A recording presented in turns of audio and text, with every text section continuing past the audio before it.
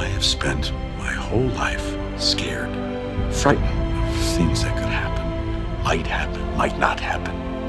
What is going on with me is not about some disease, it's about choices.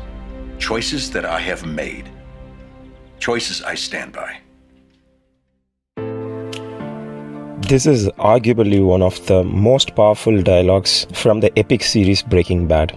As Walter White confesses about his choices to become the Meth King, he stuck to it without any regret and lived with the decision till the end. Isn't that really inspiring? In reality, while we aren't Walter Whites, we should at least be able to stick to our choices. Navigating this aftermath of these choices is not always a mere straight line. We go through several topsy-turvy phases, questioning our decisions itself. This happens more so if we have merely followed our guts to making those decisions. In today's episode, I am going to discuss an idea. Questioning and revisiting our choices is not always a bad thing. In fact, there is empirical evidence that our first instinct is wrong more often than we think. I am Praveen and I am glad you chose to watch this.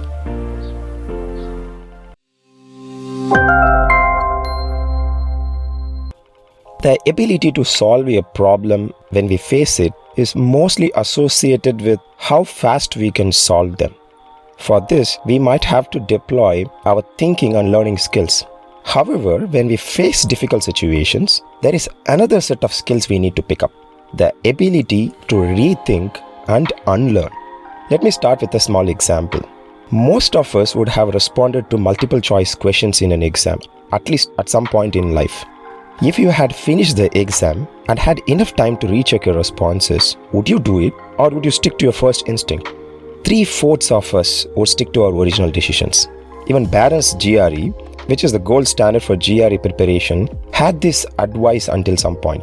Experience indicates that many students who change answers change to the wrong answer.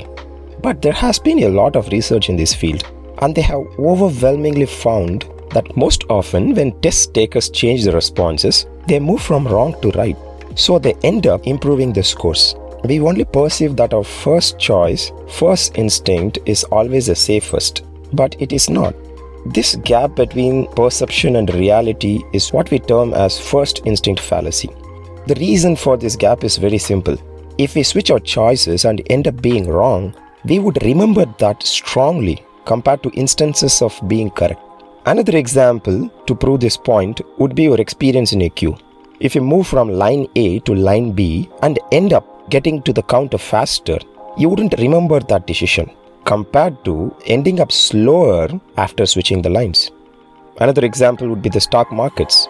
When you exit your long position and the price goes up, you are going to remember that as a regret more strongly than if the price had gone down after you exited. We don't just hesitate to change our choices. We hesitate at the very idea of rethinking.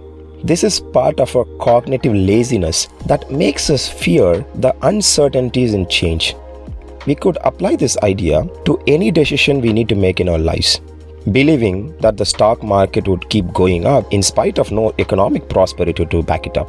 Assuming that your marriage is fine despite your partner's increasing emotional distance. Feeling secure in your job even though some of your teammates got laid off. Believing in the government even when the GDP and the other indicators signal a nosediving economy. Unwilling to accept that you are friend zoned. Yes, that too. All these instances point to situations where we hesitate to change our choice. Now, how do we stop clinging on to the known devil and embrace change? If you had watched The Big Bang Theory, you would have thoroughly enjoyed Sheldon's comical decisions from rolling the dice. Should I use the restroom or wait until we get home? Come on, Papa needs to void his bladder. Oh, that's not what you want to see after 3 buttermilk. While you cannot leave your bladder at the mercy of dice, experiments indicate when you aren't able to make up your mind, the binary outcomes of coin toss can actually help. By pre-committing to follow a random instruction, we can end up making decisions that we should have been making all along. In an experiment, people who were unable to make some important decisions in their life were enrolled for a study. They were all asked to toss a coin. Heads, they obey the coin and make the decision in their life. Tails, they maintain the status quo.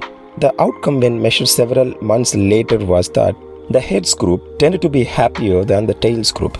Randomness can push us into taking actions that we fear. I will quote another example here.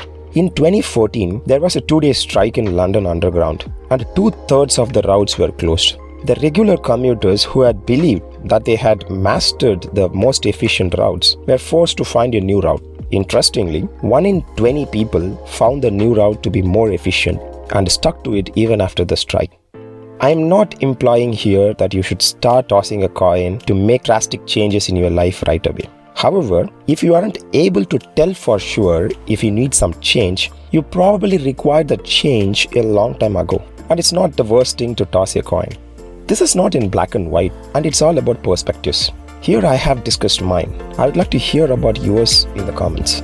Thanks for watching this video.